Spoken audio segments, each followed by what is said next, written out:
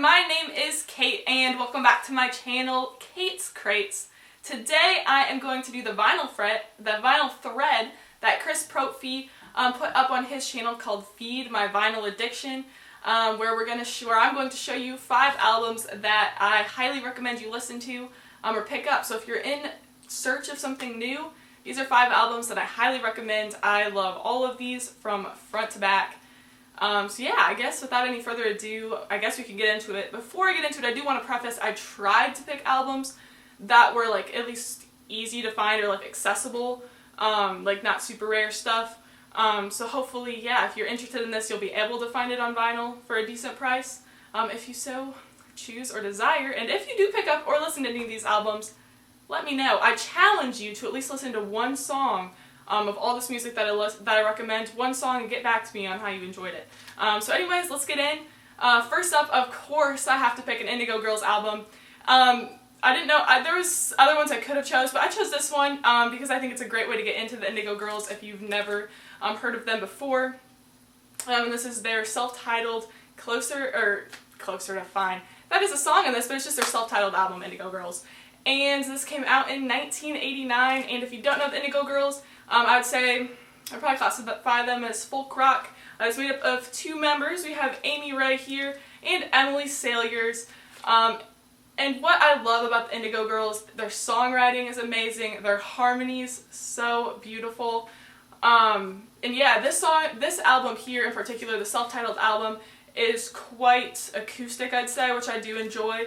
It has the song Closer to Fine, which is probably the one I'd recommend off of here, although it's probably not my favorite song on this album, but I think it's a good starting point, so I'd recommend that one off of here.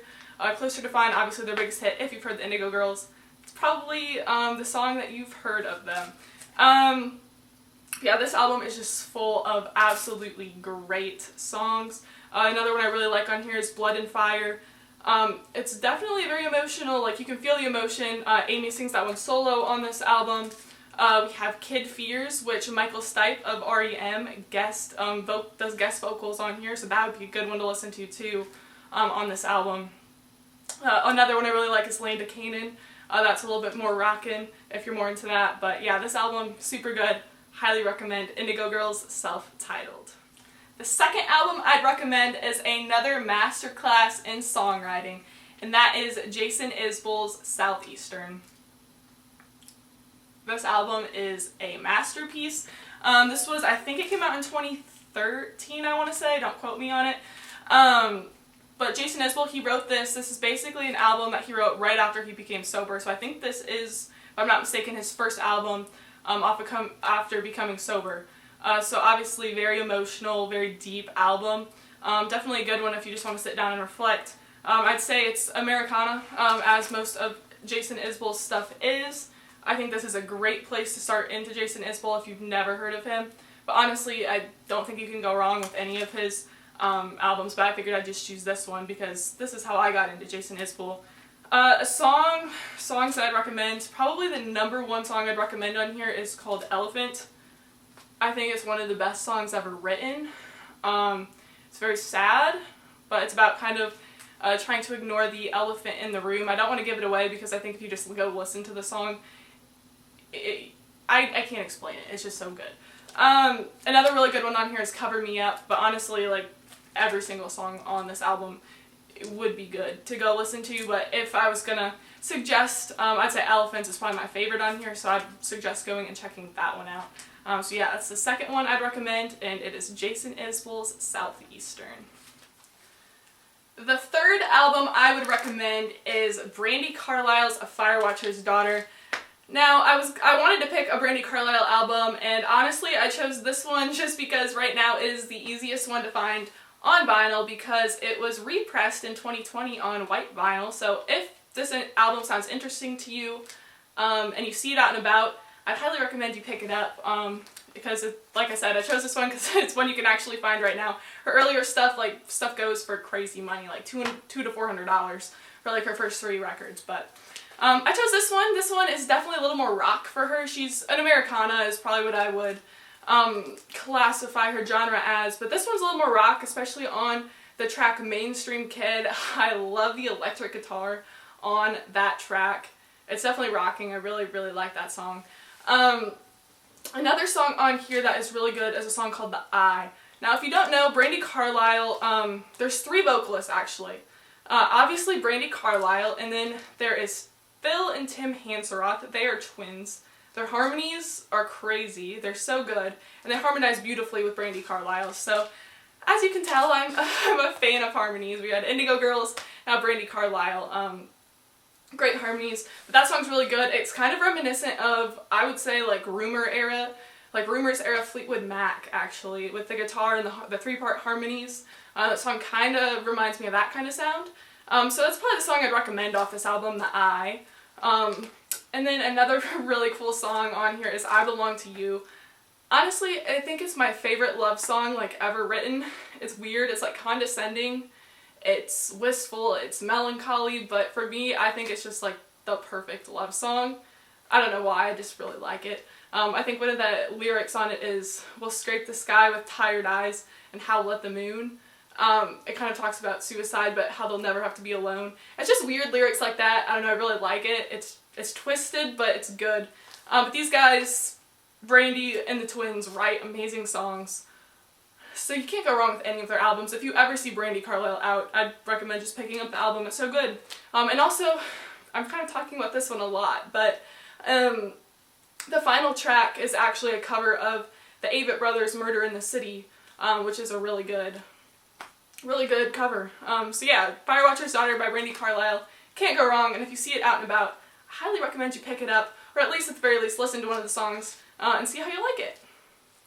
The 4th album I would recommend is Mount Joy's self-titled Mount Joy. I believe this came out in 2018, and I discovered this because they opened for a Lumineers concert, and I have no idea how to really describe these guys. I guess I'll just describe them as alternative, because I feel like all their songs kind of play around in different genres, maybe. I don't know.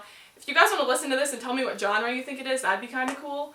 But yeah, I guess maybe it's like indie folk, rock. I don't know how to describe it, but it's a really good album. The songwriting is very interesting. I mean, look at this album cover. If this doesn't intrigue you, then I don't know what will. But yeah, it has some really cool songs on here. The one on the hype sticker, Silver Lining, is a great song. There's also a song called Astrovan, which is the one I'm going to recommend to you. One of the lyrics is, "Jesus drives an Astrovan." Very intriguing, very interesting song, but really good song too. Yeah, Sheep is a really good song on here that you could check out. But yeah, if you see this out and about, I'd recommend picking it up, giving it a chance. I think you can find it online right now. I don't think it's a super expensive record. I mean, all things considered, for like a new record, I think it's like 20 bucks. But this is a really good album. It's definitely interesting. I don't really know how to classify it, but good songwriting. I like their voices, cool instruments. So yeah, Mount Joy's self-titled Mount Joy. Alright, the 5th and final recommendation I have for you is Amy Ray's Holler. Amy Ray is half of the Indigo Girls, but she has several solo releases, and this is one of my favorites for sure. Honestly, this might have been the album I listened to the most last year. I listened to it quite a bit.